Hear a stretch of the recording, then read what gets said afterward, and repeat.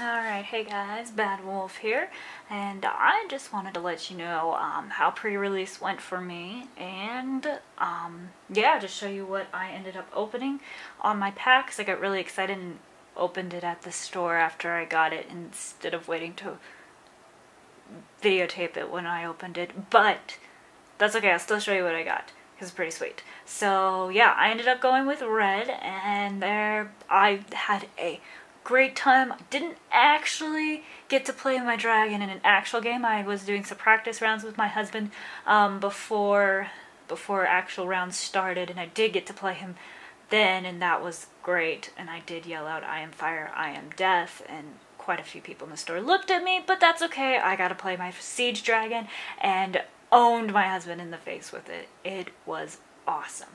So yes, so I ended up going red. I had a great time with it. My final deck was a red-black with a couple pretty awesome cards that I pulled.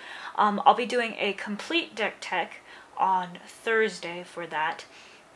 But, so I went red-black. I started off red-white. I lost 0-2 the first round I played, and I was sitting down talking with my opponent, and he was we were showing each other the cards we had pulled and stuff like that, and he's like, "You should really go black," and it was the second choice for me. But I had pulled the white promo Resolute Archangel, and so I thought it would be, and I had a whole bunch of other flyers, and I thought it would be fun to play a red-white deck because that's my archetype and I like playing red-white usually, so I went that way. But he was like, "You should really try playing red-black, you know, sleeve it up and we'll run a couple of games if we have time."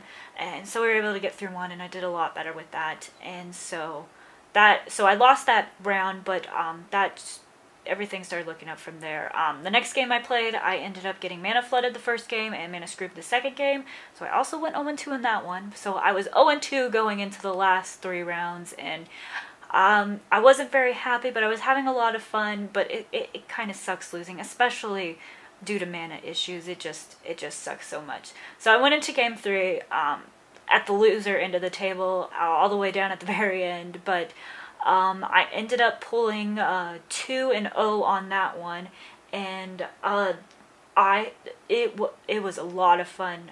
Once I was able to get my deck going and get things working, it was great. I really do enjoy playing that deck, and playing with red was a lot of fun. And dragons, and I pulled a pretty sweet red rare that I got to generate goblins with and stuff. It was pretty awesome. And I pulled a couple of Nightfire Giants in black, and those guys in this deck were great with their shock ability. It just wrecked my opponent's world. So I went 2-0 the next game, so that was game 3. So I was 1-2 at that point, and I went into my 4th game, and I ended up going 2-1 in that one. My opponent had some crazy stuff the second game that I was just not able to. He had like a wall of frost out, and I really wanted to pull my siege dragon out, but it just didn't happen. I was so sad because it would have been so awesome to use that siege dragon on that wall of frost and get rid of it. But yeah, so I ended up going 2-2 because I skipped the last round to go eat food because I was hungry. But so 2-2, and I got 1 booster pack, and with that I ended up pulling a foil Return to the Ranks, so that was pretty sweet. And it's really a really pretty card. Like, it's a gorgeous card. It's really, really pretty. And for my rare, I pulled a Jace the Living Guild pack. So I'm pretty pleased with the one pack I pulled that I got both of these suckers out of it. Yes, I'm really happy about that. And Jace is pretty cool. I'm going to have to find a deck to play with him in it. But I'm not really a blue mage, so I probably won't actually have anything. But we'll see what happens. He's pretty sweet. He's got some awesome abilities. I mean, you get to look at the top 2 cards and put one of them to your graveyard, and then you can return non-land permanent to its owner's hand, so you can get rid of all those bad creatures that you don't want to deal with from your opponent. And then his -8 ability is just evil, like most Planeswalkers' last ability are.